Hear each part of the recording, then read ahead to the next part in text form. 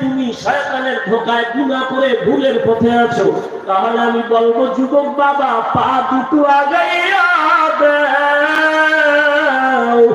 আমি নিচে নেমে তোমার পায়ে হাত রেখে বলবো, আর দাড়ি কাটিয়া নবীরে কষ্ট দিও না, আর নামাজ ছাড়ি আমার আল্লাহকে বেজার করিও না। পায়ে হাত রেখে বলি, এখনো তওবা করো। আর কত দাড়ি কাটবা, কত নামাজ ছাড়বা, কত গুনাহ করবা।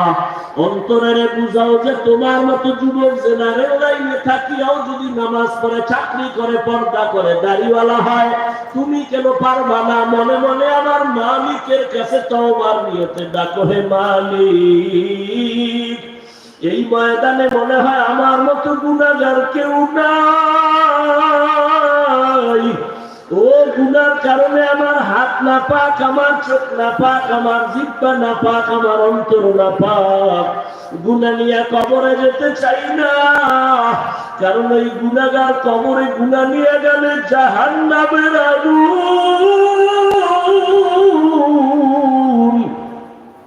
গুনাহ নিয়ে কবরে গেলে দুই পার্শ্বের মাটির চাপ সহ্য করতে পারবা না রে বাবা। দুনিয়াতে সূর্যের গরম সহ্য করতে পারি না, মশার কামড় সহ্য করতে পারি না, একটা বেতের বাড়ি সইতে পারি না। ওরে গুনাহ নিয়ে গেলে কবরে যদি যাই, ওই জায়গায় তো আবার মাওলানাগিরি চলবে না, মুফতিগিরি চলবে না, বক্তাগিরি চলবে না। ওই জায়গায় গিয়া যদি তিনটা প্রশ্নের জবাব দিতে না পারে, আমার আল্লাহ রাগ হইয়া আওয়াজ দিবেন, ও ফেরেশতারা, জাহান্নামের আগুন দিয়ে কবরটা ভরিয়া দাও। এই নাফরমানের আর সুযোগ দেওয়া হবে না। আল্লাহ বলবেন, কবরের মাটি দুই দিক দিয়া জোরে এমন জোরে চাপ দিলে পাজরের হাত চুরমার হয়ে যাবে। ও আল্লাহর বান্দারা, কয়েকদিন আর দুনিয়া, চোখের সামনে কত লাশ আর লাশ, এখনো সময় আছে, তওবা করে নাও। আল্লাহর কাছে চোখের পানি ছেড়ে বলো, হে মালিক, আমি দুনিয়ার যে কোনো কাজই করি, আর গুনাহ করবো না, নামাজ ছাড়বো না, আর দাড়ি কাটবো না, বেপরদায় চলবো না, মা বাবার সাথে বেয়াদবি করবো না, শিক্ষকের দোয়া নিয়ে, ওলামায়ে কেরামের নেক নজর নিয়ে নবীজির তরিকা মেনে চলবো। তওবা করার মতো যদি অন্তর তৈরি হয়, ও পর্দার আড়ালের মা বোনেরা, আপনার মতো কত মা এখনো আছে, পর্দা করে, নামাজ পড়ে, মোবাইলে সময় নষ্ট করে না, সন্তানগুলো আদর্শওয়ালা বানানোর চেষ্টা করে। ও আম্মা জানেরা, আপনারা কেন পারবেন না?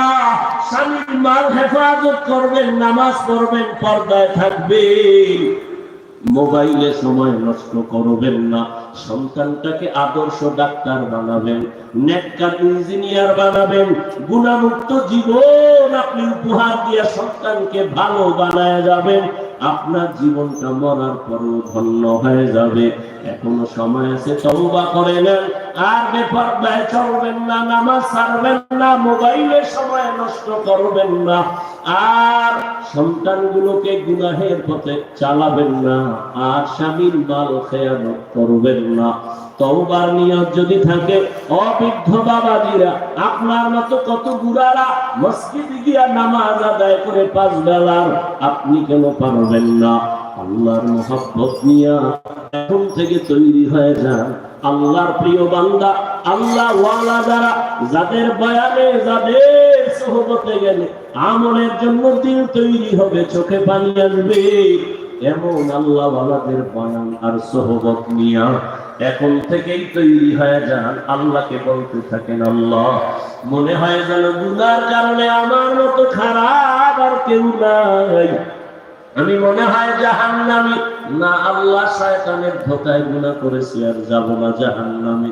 ও আল্লাহ, মাফ করে দেও, আর দাড়ি কাটবো না, নামাজ ছাড়বো না, বেপরদায় চলবো না, মা বাবার দোয়া নিয়ে, শিক্ষকের দোয়া তৌফিক দান করেন, আমিন। আলহামদুলিল্লাহি রাব্বিল আলামিন, ওয়াসসালাতু ওয়াসসালামু আলা সাইয়্যিদিল আম্বিয়া ওয়াল মুরসালিন وعلى آله وأصحابه أجمعين